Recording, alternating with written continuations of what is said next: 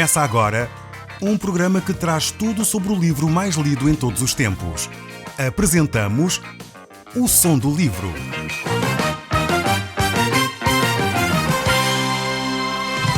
Seja muito bem-vindo. Neste podcast vai encontrar o livro mais conhecido e lido em todo o mundo. Vamos levá-lo numa viagem pela história da humanidade. Este é um audiolivro para si, para a sua família e sociedade em geral. Contextualização e comentários de Paulo Chaveiro. Eu sou Paulo Chaveiro e nós estamos hoje de volta ao livro de Ezequiel. E já vamos no capítulo 8. Esta, de facto, é uma secção nova que vai inaugurar uma nova parte das visões e profecias do profeta Ezequiel. Nós, de facto, entramos aqui nesta secção onde vamos continuar a ver que o tema central é a glória de Deus. Já não estamos só a focar a atenção na cidade de Jerusalém. O capítulo 6 e 7 revelava-nos a importância desta mensagem para todo o povo de Israel, mas agora Ezequiel vai ser transportado de uma forma interessantíssima até à cidade de Jerusalém. E vamos ver a queda da cidade de Jerusalém e porque é que a glória de Deus se retira do meio do povo de Israel. Vamos, de facto, assistir a esses factos aqui descritos pelo profeta Ezequiel. Essa glória, de facto, começa a desaparecer no reinado do rei Manassés. É aí que começa toda a degradação e a queda do povo. Mas, mais uma vez, Deus é um Deus de misericórdia. Deus é um Deus de amor.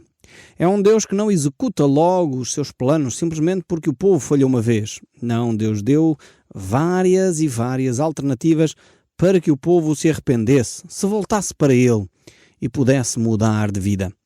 Mas o povo não aceitou esses desafios de Deus, não ouviu os profetas que foram enviados anteriormente. E então chega aqui ao fim da linha, chega aqui ao limite e Deus diz: vou executar aquilo que já há décadas e reinados que eu venho a dizer isto, mas o povo não se arrependeu, não mudou o seu coração, não mudou o seu comportamento. É necessário executar aquilo que Deus tinha dito que iria fazer. Então estamos aqui neste cenário. Ezequiel vai ser transportado por Deus de uma forma extraordinária até à cidade de Jerusalém. Diz assim o texto bíblico no capítulo 8, verso 2. Olhei e eis uma figura como de fogo, desde os seus lombos e daí para baixo era fogo, e dos seus lombos para cima como o resplendor de metal brilhante. Estendeu ele dali uma semelhança de mão e me tomou pelos cachos da cabeça. E o Espírito me levou entre a terra e o céu e me levou a Jerusalém em visões de Deus, até à entrada da porta do pátio de dentro, que olha para o norte, onde estava colocada a imagem de ciúme, que provoca o ciúme de Deus. Então temos aqui este episódio onde Ezequiel é levado até Jerusalém. É verdade que aqui não está completamente claro se ele é levado de uma forma física ou se ele é levado simplesmente em espírito e em visão. No entanto, nós sabemos pelas Escrituras que este aspecto de ser transportado fisicamente não era algo inédito. Já tinha acontecido noutros episódios e nós sabemos, por exemplo, o relato que é feito a Elias.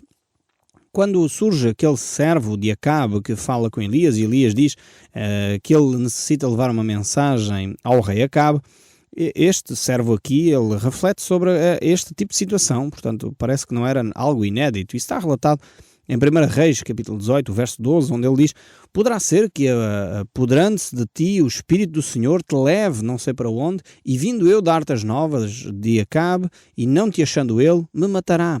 Eu, contudo, teu servo, temo ao Senhor desde a minha mocidade. Ou seja, era algo que era comum. Pelo menos estes servos que conheciam a Deus e Elias sabiam deste facto. E mesmo o livro de Atos dos Apóstolos nos relata um episódio idêntico. Quando Filipe, que está a falar com o eunuco, aquele alto funcionário da rainha de Candace, que é no fundo o tesoureiro, era o ministro das finanças da rainha de Candace, ele apresenta o Evangelho, ele aceita a pessoa de Jesus Cristo e é batizado. E diz o texto em Atos 8:39, quando saíram da água, o Espírito do Senhor arrebatou a Filipe, não o vendo mais, o eunuco, e este foi seguindo o seu caminho cheio de júbilo.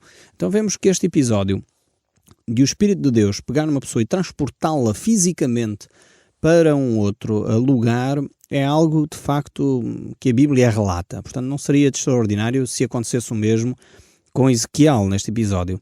Eu sei que para nós, seres humanos, que só vemos aquilo que está diante dos nossos olhos, não percebemos talvez muito esta realidade. Pensamos que tudo tem que ser explicado por um aspecto físico, ou seja, se Ezequiel foi transportado por Deus até Jerusalém a uma velocidade tremenda, porque foi rápida essa deslocação, como é que isto teria sido? Se ele não tinha avião, se não tinha outra forma qualquer. Nós sabemos de facto que hoje em dia é possível isso acontecer, através dos ventos, através mesmo da ação sobrenatural de Deus, isto é possível acontecer. E temos aqui vários relatos bíblicos sobre este assunto, mas eu não queria de facto focar a minha atenção sobre este fenómeno, se ele foi transportado fisicamente ou se foi transportado em espírito. Aqui o importante não é tanto isso, mas sim o que é que Ezequiel foi fazer à cidade de Jerusalém. Eu creio que ele foi levado fisicamente, mas se você que me está a ouvir tem alguma dificuldade com isso, ouça a mensagem, o conteúdo daquilo que Ezequiel lá foi realizar à cidade de Jerusalém. Isto não é de facto o mais importante. Vemos que aqui Ezequiel, quando chegou à cidade de Jerusalém, ele foi levado então até ao templo. E foi levado lá porque estavam a acontecer uma série de fenómenos que estavam, no fundo, a entristecer o coração de Deus. Nós vemos aqui que esta ideia de colocar uma imagem que provoca ciúmes em Deus, portanto, não é também nova. No livro de Deuteronômio, vemos que a idolatria provocava esses sentimentos, podemos dizer assim, se é que às vezes nós, tentando descrever as emoções de Deus com sentimentos humanos, podemos falhar de facto na descrição. No entanto, o livro de Deuteronômio já foca estes aspectos, que quando o povo se virava para a idolatria, no fundo Deus sente-se traído, e há muito esta imagem de quando um povo se volta para a idolatria, quando um povo se volta para a criatura em vez de adorar o Criador, é como se num casamento houvesse uma traição, um ato de infidelidade. E a Bíblia usa muito esta imagem do casamento para explicar a relação de Deus com o seu povo. E aqui é manifesto esta ideia de que o povo de Israel, que se vamos imaginar era a noiva ou a esposa de Deus, voltando-se para a idolatria, adorando o outro Deus, entre aspas, outro ídolo, no fundo estava a ser infiel à aliança que tinha estabelecido com Deus. Por isso o foco aqui é de facto esta relação entre Deus e o seu povo e aquilo que Deus quer resgatar, aquilo que Deus quer fazer no meio da nação de Israel. E o verso 5 prossegue. Ele me disse: Filho do homem, isto é Deus a falar com Ezequiel, levanta agora os teus olhos para o norte. Levantei os olhos para lá, e eis que do lado do norte, à porta do altar, estava uma imagem dos ciúmes à entrada. Este era o facto que estava a entristecer o coração de Deus, ou seja, um espaço. Estamos a ver o templo, não sei se você conhece, talvez se tiver a sua Bíblia, recomendo vivamente que veja, talvez no final da sua Bíblia, normalmente tem um esquema do templo ou uma fotografia do templo. Se não tiver, talvez digitando na internet, talvez se consiga alcançar algumas imagens. Há sites na internet que nos dão imagens e desenhos daquilo que seria a beleza deste templo. Só que este templo, que era um espaço da relação entre Deus e o homem, estava a ser pervertido. Ou seja, em vez das pessoas se dirigirem ali para adorar a Deus, estavam a adorar imagens de escultura. E realmente às vezes parece que este tipo de prática não mudou muito. Infelizmente alguns grupos religiosos, cristãos, têm esta prática. Os lugares onde a igreja se deveria congregar, os lugares onde a igreja se deveria reunir para adorar a Deus, está cheio de imagens de escultura. E aqui Ezequiel é levado para o templo, para um lugar que supostamente deveria ser sagrado, um lugar que deveria ser santo, um lugar que deveria ser dedicado exclusivamente a Deus, e ali, em vez de encontrar um espaço agradável para adorar a Deus, encontra imagens que provocam ciúme na pessoa de Deus. E eu creio que, mais uma vez, temos que refletir muito sobre a nossa espiritualidade na nossa nação. Nós temos substituído, muitas vezes, o espaço de culto, o espaço de encontro com Deus, aquele lugar onde nós nos deveríamos dirigir, que era um espaço dedicado a Deus, e chegamos lá e esses espaços estão cheios de imagens. Imagens que representam figuras humanas. E isto leva logo o povo de Israel a quebrar os primeiros mandamentos que foram dados. Dos 10 mandamentos, os primeiros mandamentos a serem dados, não sei se você conhece Êxodo capítulo 20, os 10 mandamentos. Êxodo capítulo 20, o primeiro mandamento é: não terás outros deuses diante de ti. E depois diz: não farás para ti imagem de escultura. Este é o grande mandamento. E infelizmente às vezes nós dizemos e desculpamos: bem, eu tenho lá uma imagem, mas eu não adoro aquela imagem. A Bíblia diz: não farás sequer. Não é uma questão de adorar, isso é o passo seguinte. Mas o primeiro passo é nem fazer imagem de escultura. E Deus vai dizer do que é que essa imagem não deve ser feita. Ele diz: nem semelhança alguma do que há em cima nos céus, nem embaixo na terra, nem nas águas, nem debaixo da terra. Ou seja, não há hipótese de fazer uma imagem, seja de quem for. Seja de um homem, seja de uma mulher, seja de uma vaca, seja de um bezerro, seja de um animal qualquer, de uma serpente, de um peixe, seja do que for, de uma águia, de outra coisa qualquer. Não façam imagens de escultura. E depois diz o verso 5 ainda de Êxodo, capítulo 20. Não adorarás, nem lhe darás culto. Ou seja, não é só uma questão de adorar. Há muitos cristãos que provavelmente me estão a ouvir e se calhar têm convivido com pessoas que têm a sua imagem de escultura e dizem: eu não adoro esta imagem, eu não adoro São Pedro, eu não adoro São Paulo, eu não adoro este ou aquele, ou a Virgem Maria, eu não adoro, eu simplesmente venero. Mas o texto bíblico aqui, de Êxodo, do capítulo 20, e você faça a sua escolha, ouça aquilo que Deus está a dizer, não ouça aquilo que o Paulo Chaveiro diz, ouça aquilo que Deus está a dizer. Êxodo, capítulo 20, verso 5, e toma as suas decisões baseadas no texto bíblico. Diz assim: não adorarás, nem lhes prestarás culto. O que é prestar culto se não venerar?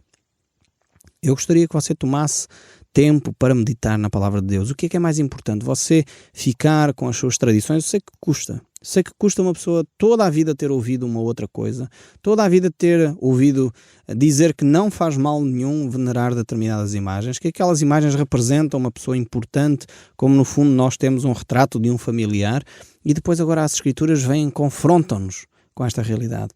A pergunta é: queremos obedecer a Deus ou às nossas tradições? Queremos obedecer a Deus ou àquilo que eu estou habituado a fazer? Eu sei que é difícil, muitas vezes, deixarmos determinados pecados. Eu sei que é difícil deixarmos determinadas práticas, mas nós temos que deixar a palavra de Deus fazer o trabalho que ela tem para fazer no nosso coração. Temos que continuar a ouvir o som deste livro, porque ele é que quer falar connosco e é a Bíblia, a palavra de Deus, que nos deve orientar. Este verso 5 de Êxodo, capítulo 20, diz: não as adorarás, nem lhes darás culto. Porquê? Porque eu sou o Senhor teu Deus, Deus zeloso, que visita a iniquidade dos pais nos filhos até à 3ª e 4ª geração daqueles que me aborrecem. E aqui estão as razões pelas quais nós não deveríamos ter imagens de escultura. E aqui está a razão, porque a imagem de escultura coloca Deus numa posição de ficar insatisfeito com a nossa relação com Ele. Deus fica, no fundo, é nós substituirmos Deus pela criatura. E é por isso que Ezequiel foi transportado até à cidade de Jerusalém. E o verso 7 continua a dizer: ele me levou à porta do átrio, olhei e eis que havia um buraco na parede. Então ele me disse: filho do homem, cava naquela parede. Cavei na parede e eis que havia uma porta. E disse-me: entra e vê as terríveis abominações que eles fazem aqui. Então Ezequiel é transportado para Jerusalém e agora está uma parede com um buraco. Ele vai cavar e entra como que numa cave, num buraco escondido. E o que é que acontece no verso 11? 70 homens dos anciãos da casa de Israel, com Jazanias, filho de Safã, se achavam no meio deles. Estavam de pé diante das pinturas, tendo cada um na mão o seu incensário, e subia o aroma de nuvem de incenso. Então me disse: viste, filho do homem, o que os anciãos de casa de Israel fazem nas trevas, cada um nas suas câmaras, pintadas de imagens? Pois dizem: o Senhor não nos vê, o Senhor abandonou a terra. Este aqui é de facto um outro aspecto. Eu creio que há comunidades, como a Igreja Ortodoxa, que não têm imagens, no sentido de esculturas, mas têm pinturas. E o texto bíblico aqui mostra que é tão grave ter pinturas como ter esculturas. Continua a mesma coisa. O texto bíblico que nós acabamos de ler diz que é uma abominação aos olhos de Deus. Eu sei que há cristãos que sinceramente querem adorar a Deus, querem amar a Deus, simplesmente têm sido conduzidos na sua adoração, mantendo os padrões que a nação de Israel manteve. E estes padrões aqui, Deus diz que são contrários à sua vontade. E a desculpa que eles davam aqui era que Deus não via nada. Eles, como estavam a fazer as coisas às ocultas, Deus não estava cá. Afinal de contas, parece que não foi Nietzsche que tentou matar Deus. Essa ideia de que Deus está morto, o povo de Israel tinha, nesta altura, 600 anos, praticamente antes de Cristo nascer. Eles achavam que Deus não via aquilo que cada um deles fazia. Como Deus é um Deus de amor, como Deus é um Deus de paciência e não puniu imediatamente os atos errados desta nação, aquela ideia de que Deus está sentado num trono com raios fulminantes, a cada momento manda um raio para fulminar os nossos erros, Deus não faz isto de forma alguma. Só que este amor de Deus e esta paciência de Deus levou o povo a pensar que Deus não age, Deus não vê, Deus não se importa com aquilo que eu faço, o que não é verdade. O facto de Deus ter paciência connosco não significa que Deus não se preocupa, antes pelo contrário, Ele quer dar-nos uma oportunidade para ver se nós chegamos lá por nós mesmos, se nós percebemos por nós mesmos que estamos a fazer uma coisa errada. E por isso precisamos de mudar de comportamento, mudar de atitude. Só que às vezes nós não compreendemos este amor de Deus. E pensamos porque Deus não nos pune quando nós dobramos os joelhos diante de uma imagem, porque Deus não quebra aquela imagem naquele momento, porque Deus não estraga aquela pintura a qual nós dobramos os joelhos. Nós pensamos que Deus não se importa, e não é verdade. A Bíblia está claramente escrita, mostrando que não pode haver idolatria. A minha esperança é que cada um de nós que é cristão neste país, que ouve este programa, seja pela internet, seja pela rádio FM, que vos chega até a vossa casa, tomem decisões de acordo com os princípios de Deus. Esses princípios estão expressos nas Escrituras. E façamos aquilo que é a vontade de Deus e não a nossa. Abandonemos a idolatria, retiremos essas imagens das nossas casas, retiremos essas imagens das nossas igrejas, para que possamos adorar ao Deus vivo e verdadeiro. Eu sei que isto é um desafio tremendo, é um desafio de uma revolução espiritual tremenda, porque precisaríamos de nos conformar cada vez mais com as Escrituras e abandonar cada vez mais as nossas tradições e aquilo que sempre fizemos no passado. Isto é uma revolução emocional, espiritual tremenda. O nosso povo precisa de se libertar desse tipo de comportamentos, assim como o povo de Israel necessitava, como nós estamos a ver.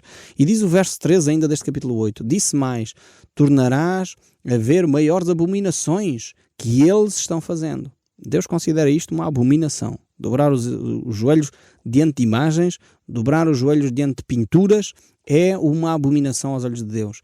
E diz o texto bíblico, levou-me à entrada da porta da casa do Senhor, que está no lado norte, e eis que estava ali mulheres sentadas chorando a Tamuz. Tamuz era um ídolo. E disse mais, vês isto, filho do homem? Verás ainda abominações maiores que estas. Tamuz era um deus babilónico. Era um deus, o deus da natureza, o deus da primavera. Era o deus que representava o reverdecer, a revitalidade. Era o deus que trazia a novidade. Este era o deus Tamuz. E o povo de Israel estava claramente convertido a essa idolatria. Tamuz, ao longo dos tempos, foi evoluindo e, passado algum tempo do Império Babilónico, passa então a Artemis, um deus também venerado como sendo o deus da natureza, o deus que cuida da natureza e o Deus que traz novidade de vida. Eu creio que muitos cristãos hoje, nós sabemos que temos um mandato de Deus para cuidar da natureza, mas não temos um mandato para venerar nem adorar a natureza. E hoje, cada vez mais, com os movimentos ecológicos, as pessoas começam a dar mais importância à natureza, aos animais, do que às pessoas. É impressionante aquilo que acontece, inclusive no nosso próprio país, que eu acho que temos que cuidar da natureza, atenção, mas não temos que adorar a natureza. Nós sabemos que no nosso país há penas de prisão para ovos de cegonha quando são estragados, há penas de prisão para quando alguém maltrata uma espécie em extinção, isto é verdade, mas quanto investimento é feito, por exemplo, em pessoas sem abrigo?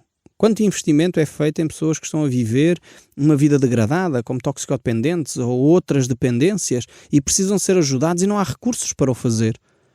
Nós investimos às vezes mais recursos cuidando da natureza do que cuidando dos seres humanos. Precisamos de reequilibrar a nossa mente. Precisamos cuidar da natureza, sem dúvida.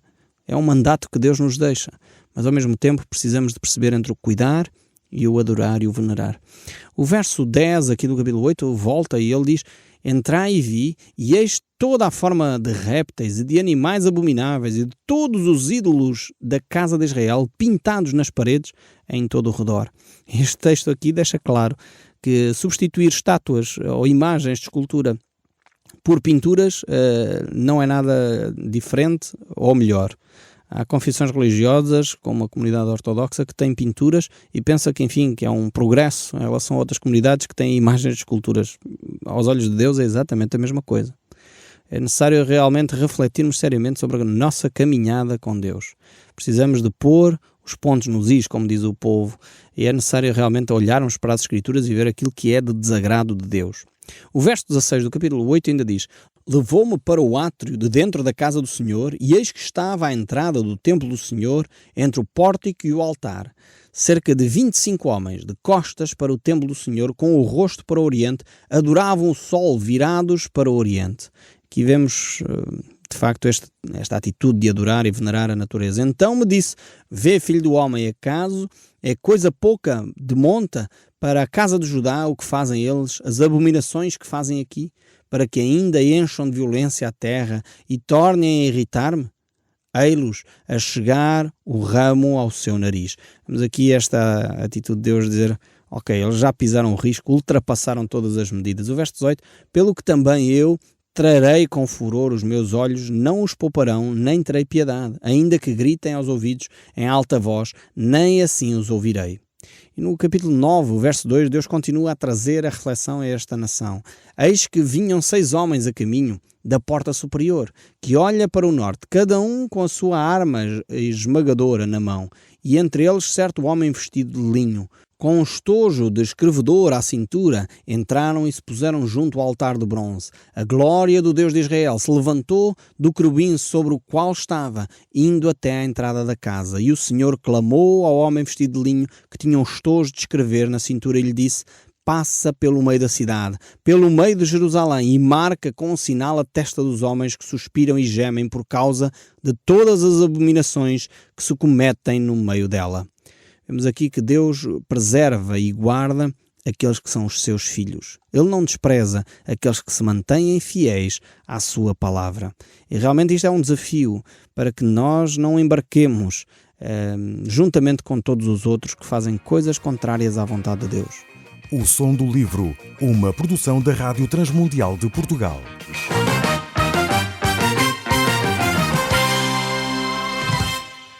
RTM. Conhece todos os nossos programas em rtmportugal.org. Uma produção da Rádio Transmundial de Portugal.